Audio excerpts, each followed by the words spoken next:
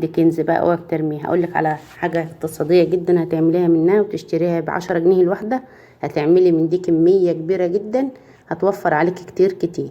يلا بينا نتابع الفيديو ومعانا افكار تانية حلوة كتير.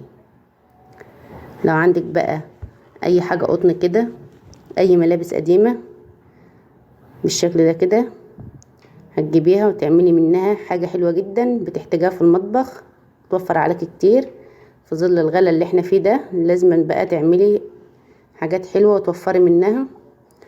هنقص القماش كده بالشكل ده وهنتنيه كده، وهقولك هنعمل منه ايه. اهو اعملي بقى قطعة كده كويسة اهي تعرفي تمسكيها. هنجيب بقى الخيط والابرة بعد ما لفيناها كده ببعضها ونظبطها وهنخيطها. ازيكم حبايبي، عاملين ايه؟ يا رب تكونوا بخير في احسن حال. ما تنسوا